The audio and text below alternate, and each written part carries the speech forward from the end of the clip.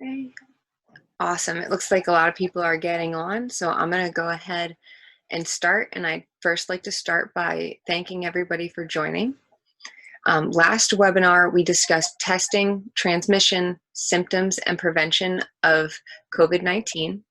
One of the key variables that we identified the last time was the immune system that could potentially prevent us from having a severe COVID-19 infection. Today's topic is the effect of inflammation and food and stress on the immune system. So today I ask that everyone keep their microphones muted and that you type any questions that you may have that come up during this webinar in the question and answer section.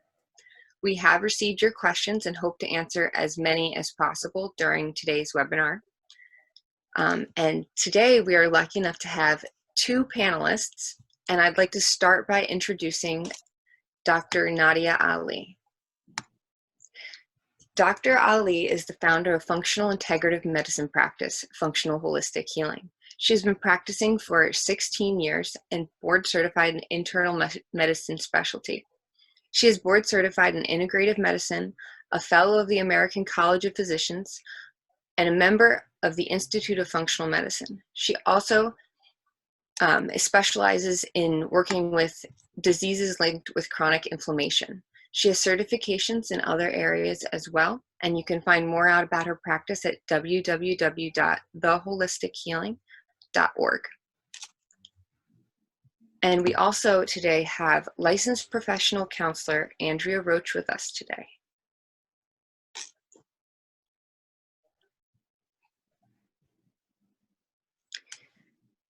Andrea Roach is a LPC, and she's the founder of Brandywine Counseling, mental health counseling services in Chadds Ford, PA.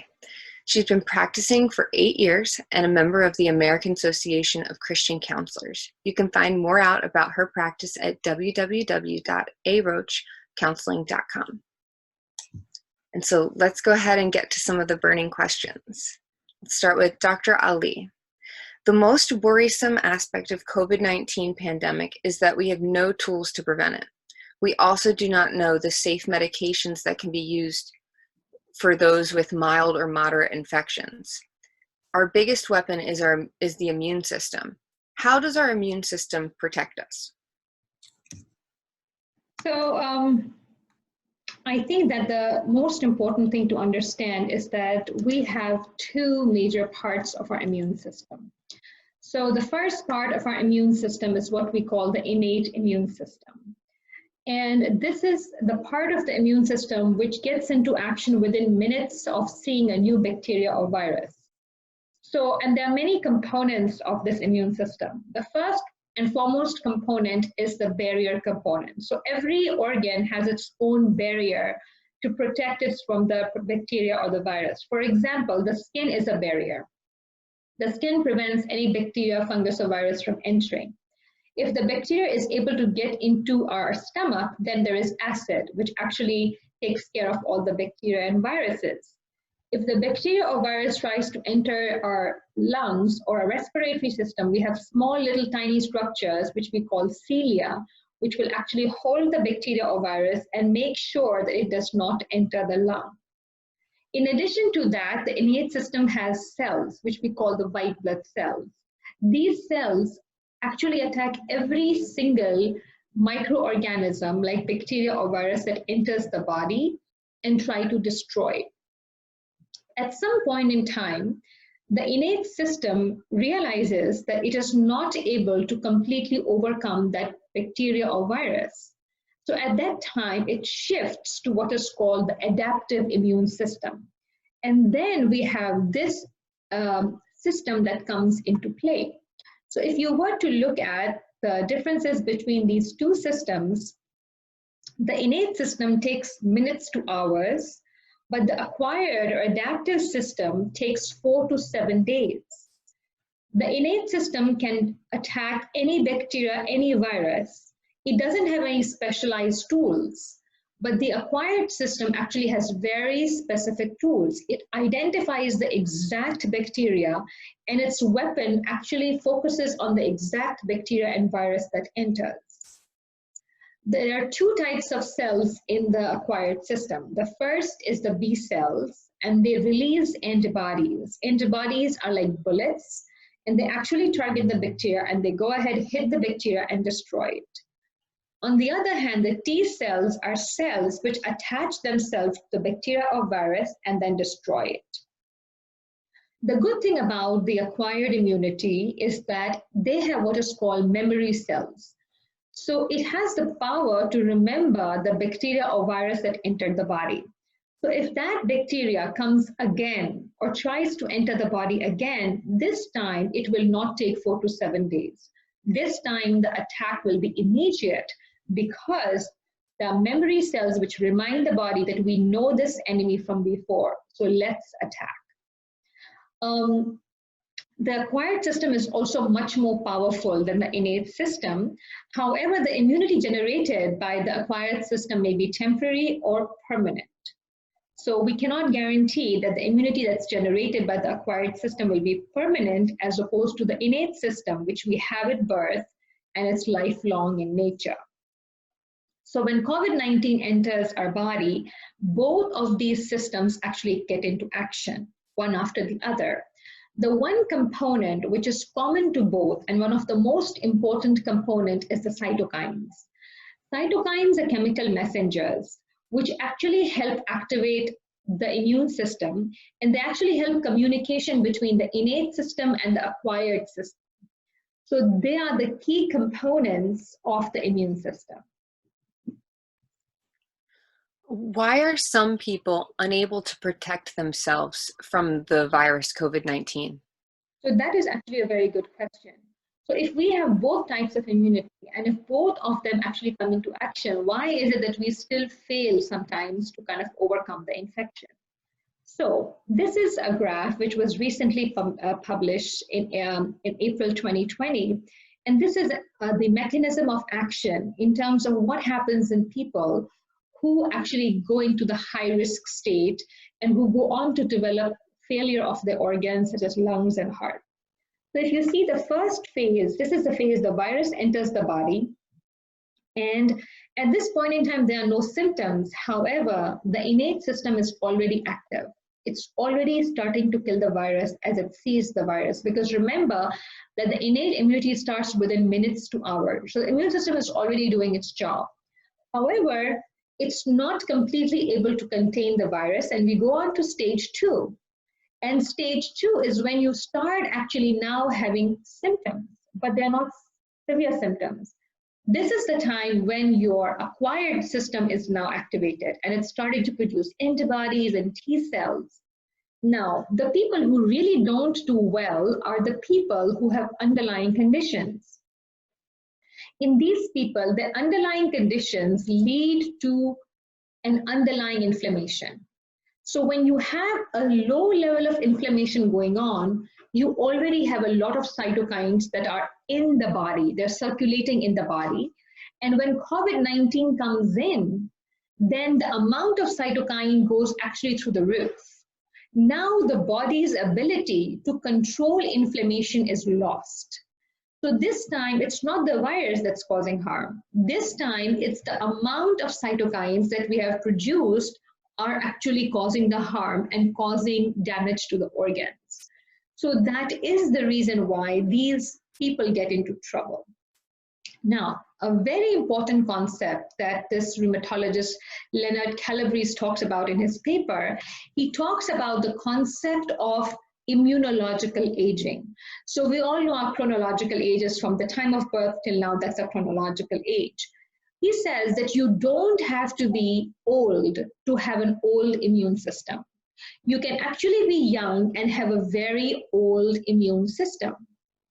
And this is precisely what happens, that even if you are young, but your immune system is actually old, you will not be able to deal with this COVID-19 very well. So immunological aging is the key to understanding who actually will be affected and who will not be affected. Unfortunately, we do not have any tools other than knowing what disease the person has to kind of provide you your exact immunological age. So that is why some people actually get hit so hard with COVID-19. So now that a lot of us are worried about contracting COVID-19, this stress itself is affecting our immune system. Dr. Ali, what do you think we can do to let go of some of our fears that we have no control over? So I agree that we are dealing with a lot of uncertainty. There are uncertainties at multiple levels. There's personal level. We don't know if we will contract the infection. We don't know how severe the infection is going to be. There's uncertainty about our financial situation. There's uncertainty about when all of this is going to be over. How will it affect us as a nation? However, there's one other thing that I think we need to be able to admit, and that is that when we have uncertainty, we feel a lack of control. But we are not necessarily going to be able to control everything. We have to admit that there are things we can control and there are things we cannot control. And this is not the first time in the history of mankind that we are dealing with things that we cannot control. We have dealt with epidemics before. We have dealt with conflicts before. So if we have dealt with uncertainty before and still been able to survive, there's no reason for us to think that we cannot survive this time. This can also be said about the personal level. I don't think any one of us can claim that we could control everything in our lives. There have been many things we cannot control in our life, and this is one of those things. So the first thing is to let go of that which we cannot control. We have done that before. We have dealt with uncertainty before. And so be able to letting go of that which we cannot control helps us, be at ease and be able to focus on what we can control. The second thing is that as humans, we sometimes focus on the worst case scenario. We think the world is going to come to an end, everything is going to be so bad, etc., etc. However, if we concentrate on the best case scenario, what would happen if everything were to go in the right direction? If we think of the best case scenario, we might be able to calm ourselves. We might be able to look at things more pragmatically and think that, look, if this is not necessarily what's going to happen, that is not what's going to happen. It's going to be somewhere in between. And that gives us the confidence to be able to move forward and not be paralyzed with uncertainty. And as we have said before, that focusing on what you can control, there are lots of things that you can control. We can control how much we kind of take care of ourselves, how much we strengthen our immunity with our diet and our behavior and our physical activity. We can control how much we distance ourselves, how much are we following the social distancing. We can control how we disinfect our surfaces, how do we clean up, making sure that we don't get infected. So if we can control those things, then we should go ahead and do that. We can make sure that we take care of our loved ones who need our help. And those are the things that if you can focus on, you will realize that you're doing your part and you are contributing what you possibly can to not make the situation worse. And last but not least, I think actually the most powerful tool that we have to deal with uncertainty is looking within. So I think humans often look for peace, happiness, wisdom outside them.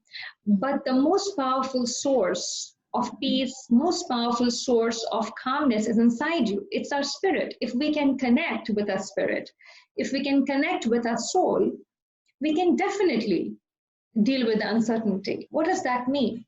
That simply means that if we can go on and do meditation between 20 and 40 minutes a day, you can go ahead and do yoga, you can do Tai Chi, Qigong, all of these techniques which are based on breathing. Actually, once you do that, you connect with the most powerful source of peace within you. And that would anchor you and that would help you overcome this uncertainty. And that is something I recommend for everybody on a regular basis. And this is also one way you can strengthen your immune system.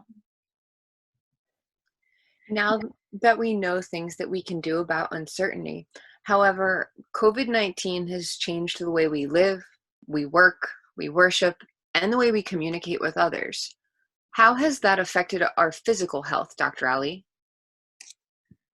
So yes, COVID-19 has definitely affected our physical health, and you can see isolation day 1 and isolation day 30 does look quite different. So I think if we look at the consequences, physical consequences of COVID-19, one of the most important things that has happened is that we have lost our work-home boundary or school-home boundary. We are sitting at home and trying to do everything from the same space. And that has implications. The implication is that we can lose our focus, we can lose our concentration. And we will actually have a hard time being able to cope with things because there are so many things we are trying to do at one time, which we were actually not doing before, including learning new technology. The second thing that has happened is that the screen time has significantly increased because everybody is trying to do everything virtually, including social connection. So that is giving rise to what we call computer vision syndrome. We find a lot of people complaining about strained eyes, dry eyes, blurry vision, headaches. There's an issue with posture because like we are hunched over like that when we're sitting in front of the computer. So we have neck pain, we have back pain. People are also gaining weight because of a couple of reasons. First, we are more sedentary. We are not going outside. And secondly, we have access. We have access to food as many times as we want. And we are often making wrong choices or snack choices. So we are gaining weight. And we also know that increasing screen time has actually impaired cognition function. And so what the work that we used to do in 8 hours would actually require 10 hours if our cognitive ability is impaired. And last but not least, this weight gain and sitting in front of the screen actually can increase our risk for heart disease and diabetes. So definitely there are physical changes that we're going to encounter and those will have future implications. But there are some very easy ways that you can actually overcome them. The most important thing is that you have a dedicated space for where you're working so that you enter that space at a particular time, you exit that space. And when you exit that space, you don't exit it just physically, you exit it emotionally as well. You exit it intellectually as well, meaning no longer will you be thinking about your work. You have a schedule, so you're not all over the place. There's a time when you will go in, there's a time when you'll come out for lunch because that's a space for work, that's not for eating. So when you are eating, you're really focusing on eating. You're not focusing on the computer while you're trying to eat. You take your breaks, and the breaks are especially important because not only do they limit the screen time, but they actually help give a break to your eyes. So there's something called a 20-20-20 rule. So for every 20 minutes that you spend looking at the screen, you should look at something 20 feet away for about 20 seconds. And it would be nice if you can get up and walk around at the time. So you're not constantly sitting, stretch a little bit so you can exercise your muscles and make sure that you look at your posture. The other thing that you can do to make sure that you don't gain weight is to make sure that you have access to healthy snacks. It's not a problem if you eat multiple times, as long as you're eating healthy stuff. And more importantly, make sure that you are doing physical activity, 30 to 60 minutes a day. And we talked about yoga, we talked about qigong. All of these are activities which include meditative element, and they include breathing, and they include physical activity. So pick something that you like and stick with it. So those are the things that will make sure that you avoid the adverse physical consequences of being quarantined. Now that we've looked at how COVID-19 has affected our physical health, I'd like to ask Andrea, how has COVID-19 affected our emotional health? There are two emotional consequences of COVID-19. First, the social isolation, and the second is spending extended period of time in close proximity with family members, which can lead to stress. So social isolation breeds fear, and we can combat fear with human connection. We know that human connection is important, but human connection is not only about talking, it's also about looking at facial expressions. It's also about this point in time, because we cannot visit each other, we can't touch each other, at least we can see each other. And that is what we would like to accomplish. But the connection may not be adequate if we can't see the face of the person or their gestures or their smile. The best way to connect this way is doing video calls, Skype, Zoom, because that is when you can actually feel like you have the person in front of you. Other examples to connect would be playing online games with friends, attending online church services, or even fostering a pet. The second way to address social isolation is expressing emotions. A lot of times our conversations are task-oriented. We want to get something done. But when we express love and appreciation of another person, you will actually feel the connection much more with that person, much more than if you just ask them if everything is okay with them. So expressing your emotions will also negatively reinforce that connection. The other issue that I mentioned is living in close proximity with household members. So while engaging in activities that involve all members is important, personal time to refuel your tank is equally as important. So how do we create boundaries without hurting the other person's feelings? We must remember to communicate our needs respectfully, clearly, letting them know when you need your space with no interruptions due to important meetings, for example, versus when you can be flexible and interruptions would be okay.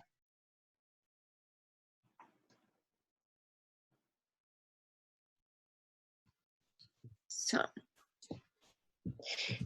Dr. Ali, can we say that fear and stress are negative emotions? Actually, we cannot say that, because fear and stress to some degree is what we need. If there is no fear and there is no stress, people will get bored. They will not put any effort into doing anything. So if you look at this graph, when you have low stress and low fear, there's boredom. There is no attention. There is lack of attention. So as the fear and stress goes up, your performance actually gets better. However, the problem comes when the fear and the stress overwhelms the human being, which means that at this point in time, instead of focusing on what you need to do, you're only focused on what will not go right. And you are paralyzed by that, and that's when your performance actually comes down significantly. So it is not about elimination of fear or stress. It is about having optimal level of fear and stress. And it is about not getting overwhelmed with fear and stress. So if you see that we have two systems in our body, which make up the autonomic nervous system. The first is the sympathetic nervous system, or the fight and flight system. The second is parasympathetic, which is rest, heal, and digest system. So when we get into fear and we get into anxiety, our blood pressure goes up, our heart rate goes up, blood sugar goes up, we become more alert and vigilant, and we have some degree of inflammation at that time. But then when our fear and stress comes down, we go into the parasympathetic mode, in which case there is blood pressure comes down, heart rate comes down, blood sugar comes down, inflammation comes down, and your digestion actually gets better. Now, digestion is very important for the immune system, because 80 to 90% of our immune system actually is right there around a digestive system. Imagine if somebody is in the flight and fight mode all the time. They're always stressed and they're always anxious. What's going to happen? You are constantly expecting the heart to pump up. Constantly blood pressure is up. Constantly sugar is up. Constantly your breathing is actually rapid, and there is no time for your digestive system to be able to repair. And your adrenal system, which is required in the fight or flight, is also constantly working. What is going to happen in this individual? This individual is in a constant degree of inflammation. Their lungs are tired, the heart is tired, adrenals are tired, digestive system is not repaired, not healed. All the systems that you need for your immunity are actually at a loss right now. This is the person who is at more risk of cytokine storm.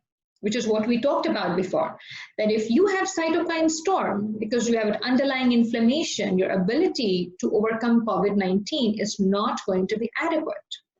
So that is what we want to make sure that does not happen. And that is the reason why we're talking about stress and we're talking about anxiety and what are we supposed to do, which are what we call external factors which affect the autonomic nervous system. Dr. Ali mentioned excessive stress and fear being an issue. Andrea, how do we regulate these fearful and stressful emotions? So just like when we are sick and take our body's temperature, when we find ourselves irritated or stressed or anxious, we should set aside some time and take our emotional temperature and ask, why am I irritated? Because irritation is an outcome of something that is going on. So many reasons that can lead to irritation. So there should be a part of the day when you engage with your emotions and assess your feelings and giving yourself about 5-10 minutes during the day and ask yourself, what emotions am I feeling? Am I feeling anger? Am I feeling sadness, stress, worry? Then ask, why am I stressed? What is making me stressed? So first you identified your emotions and the reasons behind them. And the next step then is ask, who can I seek help from? And if you cannot identify your emotions and reasons behind them, then no way you can resolve the issue and you won't feel better. So some of the reasons that you might be feeling stress right now is because maybe someone is encroaching in your space. Maybe because you feel that you are on the hook for 24 hours taking care of children, working from home, homeschooling or cooking. Maybe you haven't been sleeping well because you're upset that your have been canceled, situation have been canceled, or you're missing connecting with friends. So coming up with solutions that address the need that you identified is key here. What if we find our emotional temperature is very anxious? What can we do to deal with it? How can we overcome that anxiety and that high emotional temperature? So our anxiety most of the time stems from negative self-talk.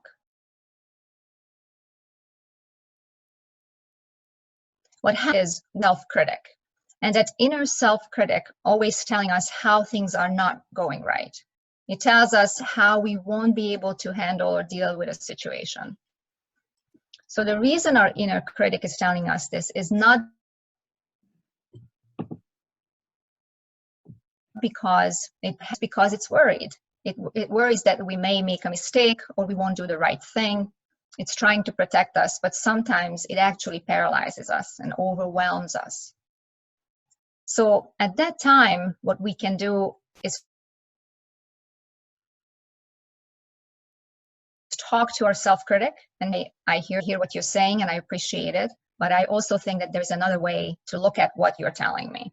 So for example, you might say to yourself, I'm stuck in the house. I can't believe I'm stuck in a house. I don't think I can deal with this.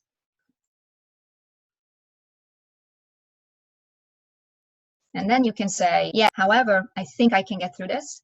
I think I can make use of this time. I can clean my closet, take a course online. So what you did here was not only you listened to your critic, you also responded to it. So I think this is one of the very strong strategies that we can utilize because it helps us to take the most advantage of the difficult situation that we are in. And the other thing you can do is to recall and relive a pleasurable, joyful, happy memory. For example, if you can think of a food you enjoyed as a child, or playing a particular game, an activity you found enjoyable, such as dancing. When you recall and focus on these positive memories, you will invoke positive emotions. So now that we learned how to address our stress and anxiety, let's move on to another important variable that affects our immune system, the food we eat. Dr. Ali, does the food affect our immune system?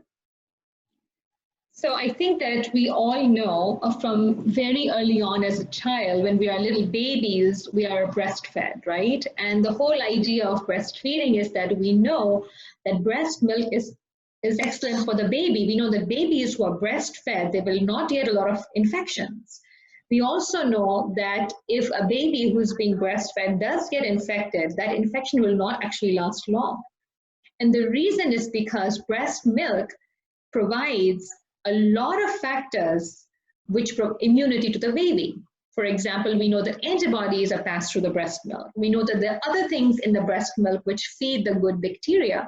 So the food that we have first thing after coming into this world gives us immunity. So we know that the connection between food and immunity has been there for a very long period of time. So foods can be inflammatory, meaning that they induce inflammation, and foods can be anti-inflammatory, which means that they reduce inflammation. And we know that we want to go with foods that are anti-inflammatory because we want to have an immune system which is not already being stressed out by an underlying inflammation. So how does food affect the immune system? There are 4 different ways in which food can impact the immune system. The first and very important is that the immune system is a system which requires nutrients. It requires antioxidants. So example of nutrients would be vitamin C, zinc. It would require antioxidants such as glutathione. It would require vitamin E. So all of these nutrients and antioxidants are going to come from food. If you do not have food which gives you the required nutrients, your immune system is not going to be able to fight. Secondly, very importantly, the food that we eat not only nourishes us, but it's also a fuel for the bacteria inside our gut or our digestive tract. Now remember, I had said before that 80 to 90% of our immune system is in our digestive tract. This immune system in the digestive tract and the bacteria, actually it's a coalition. They work together to make sure that there is no inflammation in that area and the immune system stays calm. But if the food that comes inside is inflammatory, that food completely changes the type of bacteria in the gut. Now you have bacteria which actually cause inflammation. And so now the immune system automatically is going to be triggered because of the type of food coming in. But if the food coming in is anti-inflammatory, it's going to feed the good bacteria and they're loving it. And so they're really doing their job that they're supposed to do. The third mechanism, which is very important, is what we call leaky gut. This is an area which we have a lot of research on right now, and we are finding that there is not a single disease entity that is not linked to leaky gut. And what is leaky gut? So basically the gut is a lining. It's the lining which protects us. So remember that what we eat is foreign, but the gut has the job to make sure that it does not allow any bacteria, any virus, any undigested food or toxin to enter the body. Imagine if this wall, which is supposed to be protective, has holes in it. Now everything which is not supposed to go in is actually entering. And now there is a chain of reaction that's happening. There's inflammation that's happening. The hormone cortisol is going up. There is a lot of toxins entering the body, which is kind of negatively affecting the brain. It could negatively affect the nervous system. It could negatively affect the liver. And so now this leaky gut can actually be the first step in the development of all different kinds of diseases. And there are foods which can actually go ahead, come inside the body, and actually cause leaky gut. So the food is a very powerful tool. It can kill you, and it can actually save you. And it is up to you how you would want to use that tool.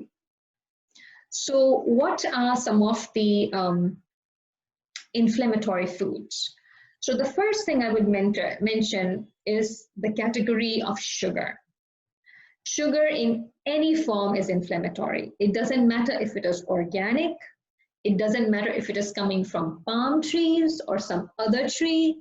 Sugar is sugar is sugar. The important part is also to understand that just because you are eating something natural, which has natural sugar, even if that comes in excessive quantities, then it's a problem. There's also a discussion about sugar substitutes. Sugar substitutes also increase insulin and blood sugar.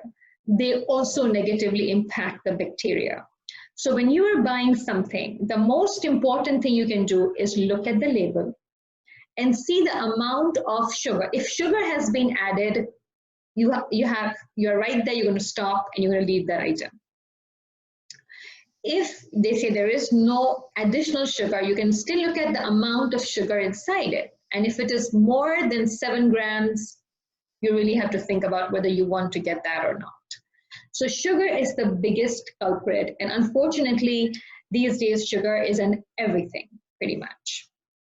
The second category is trans fat.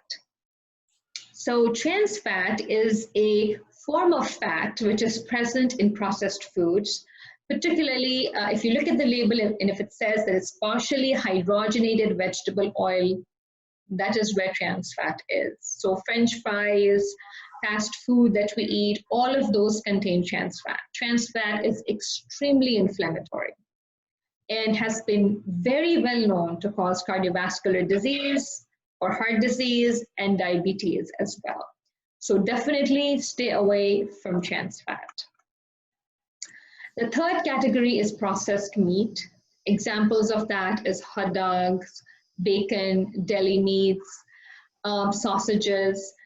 The reason why there's a problem with these meats is that a lot of them contain nitrates and nitrites. Now, even if it says there is no nitrate and nitrite, it simply means that the concentration of nitrate and nitrite is low. It does not mean that it's zero.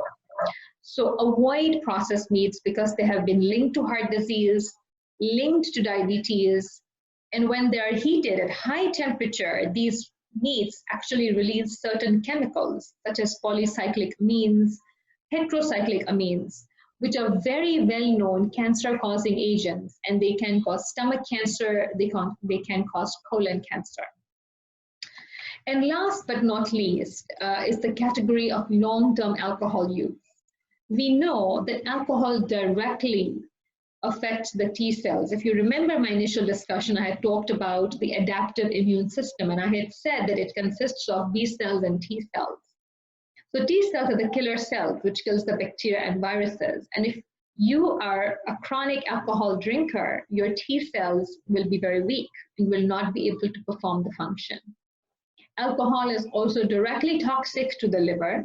It can cause scarring of the liver. It can cause inflammation of the liver. And of course, once you have scarring of the liver, then you can actually get liver cancer as well. Alcohol hits the pancreas, putting you at higher risk for diabetes. It is directly toxic to the brain. It can definitely cause dementia. It can cause nerve damage. It can also directly cause toxicity to the muscles of the heart. And that is what we call alcohol-associated cardiomyopathy, which is damage to the heart cells from alcohol. Alcohol actually causes an imbalanced bacteria in the gut, leading to chronic inflammation. And this is one of the things not known to a lot of people, but alcohol can actually lead to increased risk of pneumonia, TB, viral infections. And so if you're concerned about COVID-19 and you want to protect your lungs, then you know very well what you need to do. So those are the 4 groups which we know across the board cause a lot of damage. However, remember that we say that one man's medicine is another man's poison, because again, everybody is different. So what we need to have an individualized anti-inflammatory diet plan. So we know for sure that there are certain things that are anti-inflammatory in nature. For example, creating a rainbow on your plate. So the number of colors on your plate, the more the colors, the better it is, because every color in nature represents a different nutrient. So if you have a lot of colors on your plate, you're getting a lot of different nutrients. If you're having grains, make sure you're having whole grains and not refined grains. Nuts are good as long as they're not consumed in excessive amounts. And remember, peanut is not a nut, it's a legume.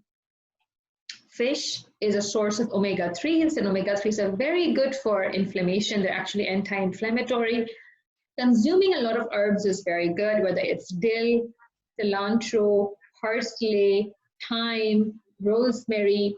Using spices such as turmeric, those are really some of the things, garlic, onion, really good herbs that you can actually help yourself, help your immune system with, so you can consume that. But remember that these are all anti-inflammatory, but you may need to customize your diet so that it can take into account all the other variables that needs to be taken into account. What I mean by that is that there is no one diet that is perfect for everybody.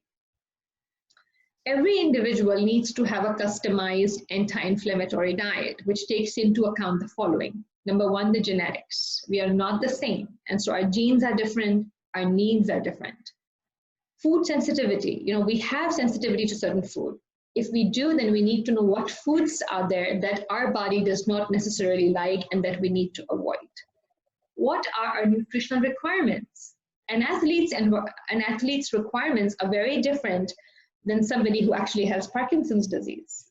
They need very different nutrients, and so that needs to be taken into account. What kind of toxin exposure have you had also makes a huge difference. For example, if you've been exposed to mold toxin versus you've been exposed to mercury toxin. Very importantly, what is the capacity of your digestive tract? Can your digestive tract absorb and digest all kinds of foods, or is it better with some foods and not better with other foods? You need to know that. And what kind of gut bacteria do you have? That is also another important variable that needs to be considered when you are looking at an individualized anti-inflammatory diet plan. So it is not necessary that every grain that you eat might be the greatest for your bacteria. There's some grains which may work for your bacteria, some which may not work for your bacteria. So you need to know all of these variables to be able to have a customized or individualized anti-inflammatory diet plan, which would make sure that you get all your nutrients and you prevent a leaky gut. So, Andrea, any thoughts on the way that we are eating? As Dr. Ali mentioned, eating healthy food is important. There's another aspect of eating healthy food, which is how we eat it. And it brings us to the concept of mindful eating.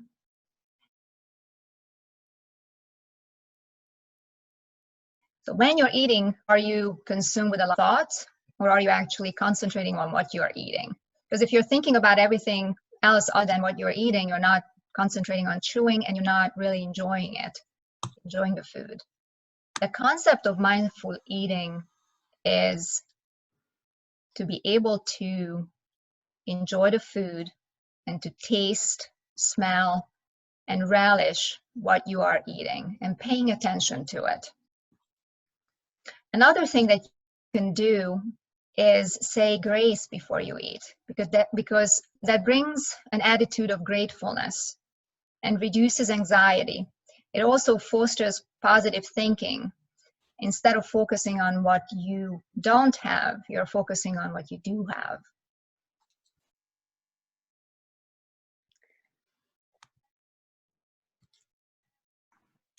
So I would like to take this time to mention the topic of our next webinar.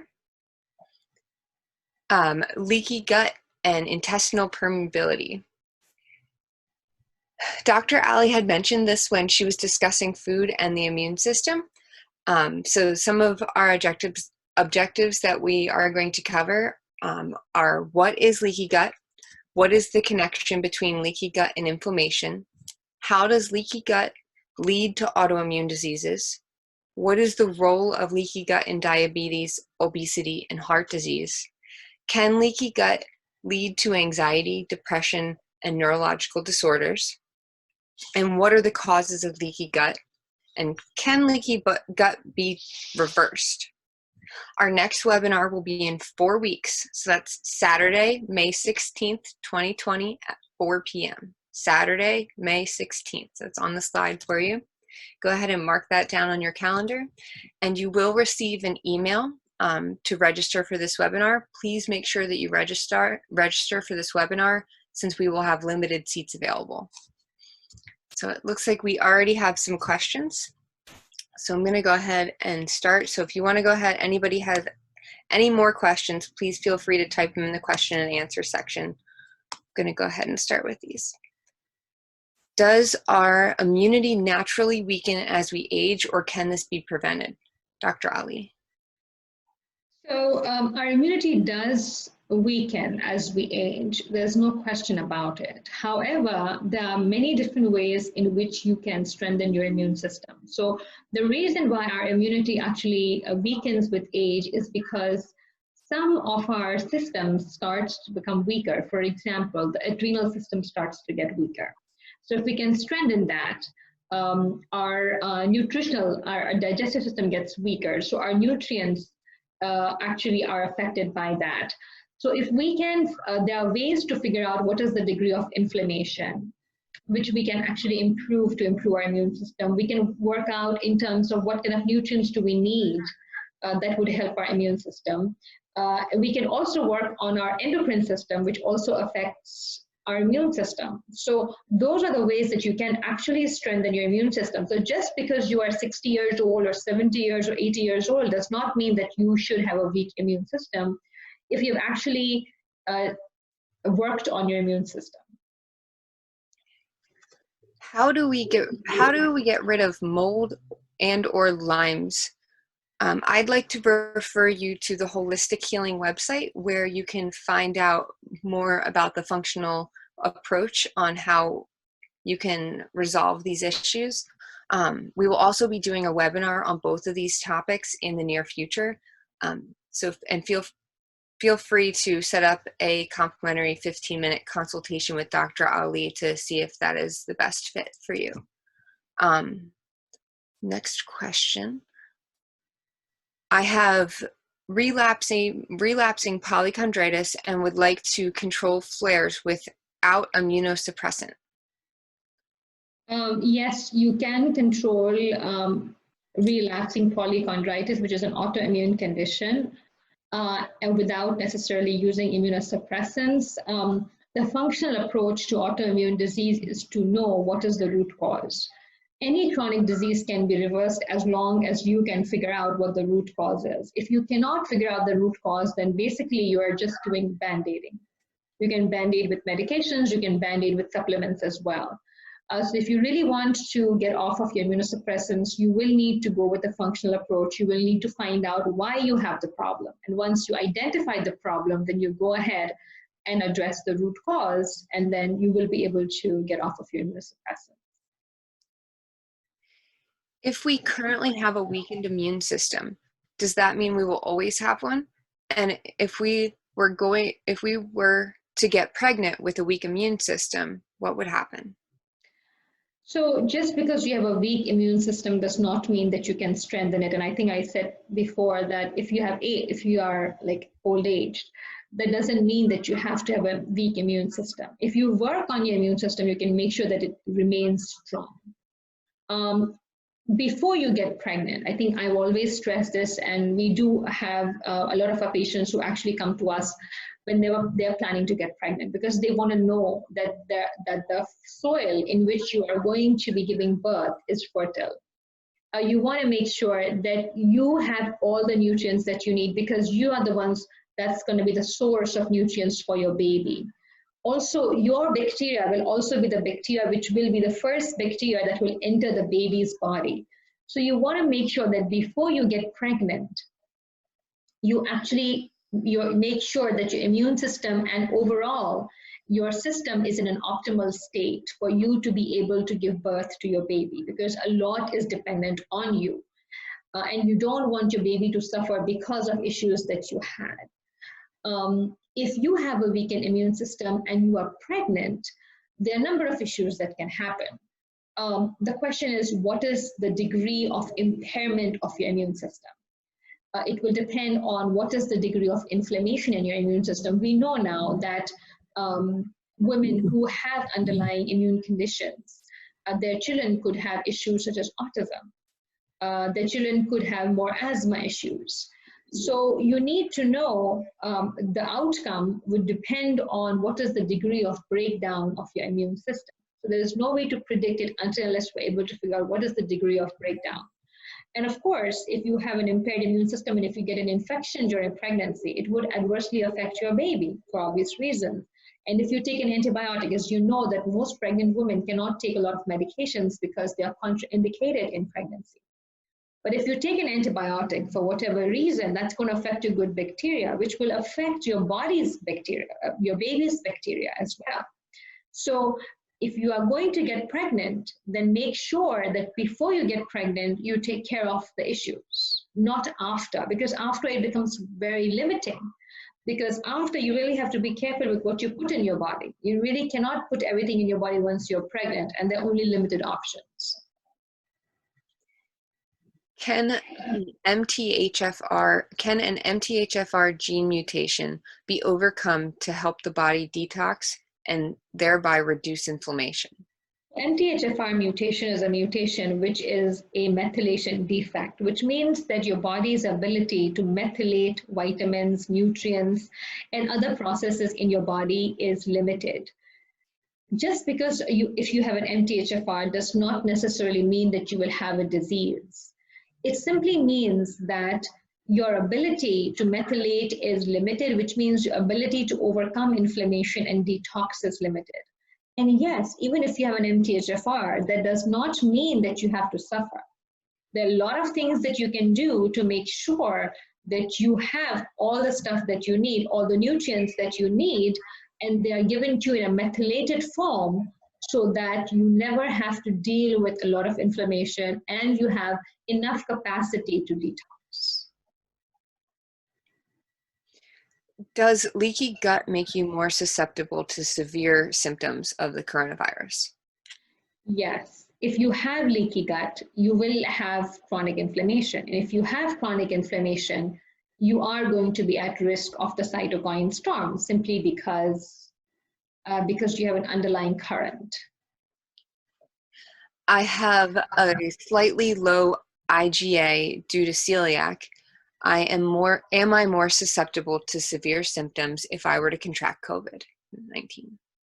So it is not necessary that everybody who has celiac is going to have low IgA. Low IgA is an indicator that the immune system is not optimal. And anybody that has a less than optimal immune system should be worried that if they contract COVID-19, it might become severe because of the immune system not being optimal. How might our immunity be compromised by elements in our environment, such as air quality and quality of water? I think that's an excellent question. It's very interesting that we now have data to show that people who live in cities, actually with a lot of pollution, are at risk of heart disease. And the reason why that is the case is because the air that you are breathing, actually has a ton of toxins. And the more toxins that enter your system, these toxins actually can create inflammation. And that actually can affect your immune system. Not only can it affect your immune system, it can actually affect a lot of other organs in your body. So definitely the air that we breathe in plays a very important role. And I think some of us have seen those pictures of LA before and after quarantine, and the skies look very different. And of course, when we were in that environment with a lot of smoke and a lot of pollution, all of that was going inside our lungs. So definitely the air that we breathe in makes a huge impact. And that goes with water as well, because remember that the water could be a source of toxins such as lead and other organic toxins. For example, there could be pesticides in water, there could be herbicides in water, and they have a potential effect. They can actually cause leaky gut, they can actually cause neurological damage. So there is no question that our environment plays a very important role. And I think it's also a variable where we have the least control, because we can probably buy organic food. And of course, we always talk about the issues with that.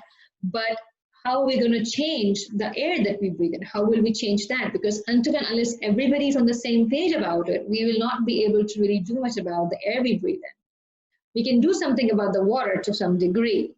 But yes, these are all the variables which definitely affect us.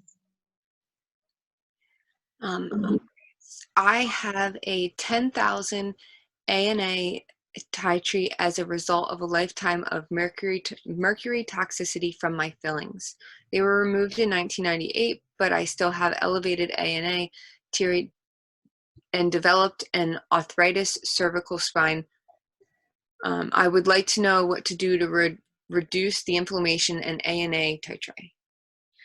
So I realize that you have very high ANA titers, and you have mercury toxicity that have been removed. So removing mercury fillings does not mean that mercury is out of your system. Remember that mercury actually gets inside your body, and one of the best and its favorite organ is the brain.